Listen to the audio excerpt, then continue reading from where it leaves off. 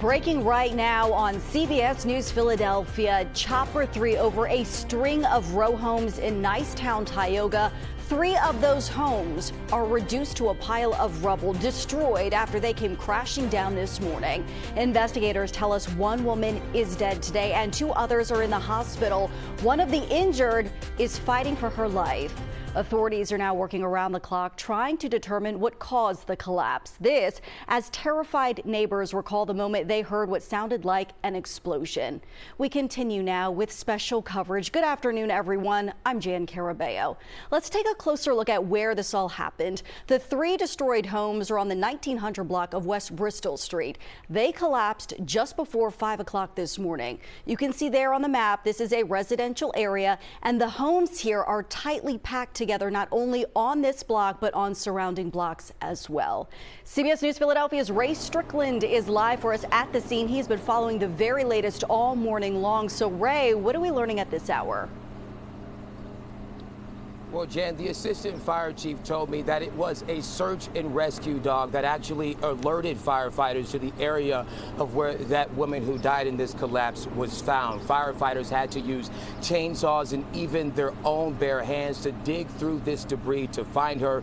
The assistant fire chief also told me the dog did not alert them to anyone else possibly being trapped in this debris. So he says he is confident that everyone is now accounted for. Also, as you mentioned, 2 people did survive this collapse, an 82-year-old and a 62-year-old who were pulled from the rubble earlier today. They are currently at the hospital. One is in critical condition and the other is stable. Right now, the scene is still active, and LNI is here to clear the debris from a scene that has just simply shaken this neighborhood to its core. Neighbors who we've been speaking to all day tell us they were awakened by a loud boom shortly before 5 this morning. Witnesses have told us whatever shook their homes, or whatever it was, shook their homes and cars and even broke windows within a 2 to 3 block radius. Residents have since been forced to evacuate their homes and are currently at a nearby elementary school, which has become a shelter. The assistant fire chief says this investigation will take time. The investigation will take as long as it takes, but we want to do it in a safe and methodical way. They have a system and methodical way where it's a slow approach. When you have a collapse, you have to be very, very careful about rushing into moving anything because you can create a secondary collapse. And the ATF has joined the Philadelphia Fire Department fire marshal in this investigation, but right now there's still no official word on what caused the collapse. Jan, back to you. Ray, what does the rest of the day look like for fire officials still there on the scene and first responders?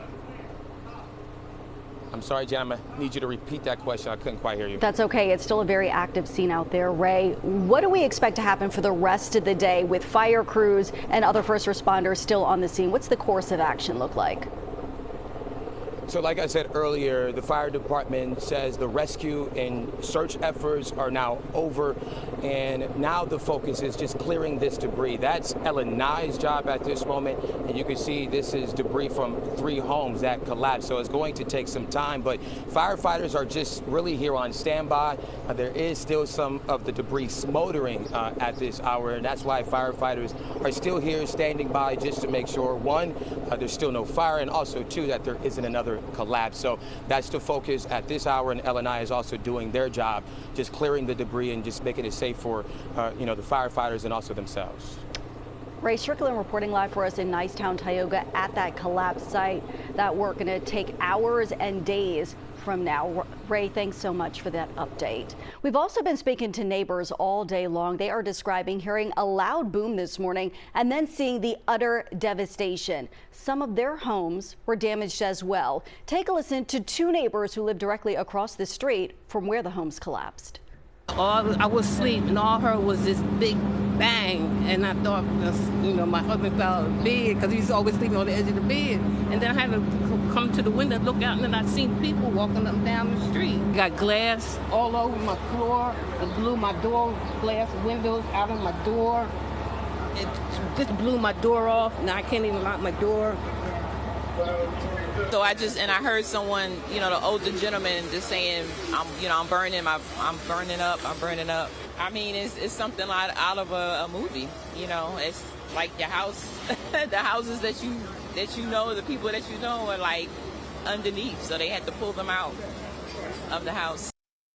Homes destroyed, other neighboring homes damaged, and plenty of cars on that street destroyed as well. Meantime, first responders went door to door today evacuating some neighboring homes. CBS News Philadelphia spoke with fire officials who tell us those neighbors were asked to leave as a precaution.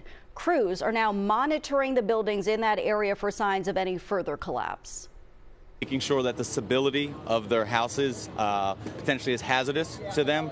The ones that we had to evacuate, there was no choice, just because of there could be secondary collapses that we did see on all around the primary dwelling. So with that, we go door to door assisting, but also if L&I deems it's unsafe, we get people out of that properly and assist them, evacuating them, and get them resources. Many people, as you can imagine, will need help, and the Red Cross is now stepping in to help those impacted by this tragedy. The organization says it is already assisting at least 24 people. Those directly impacted will be able to stay in a hotel.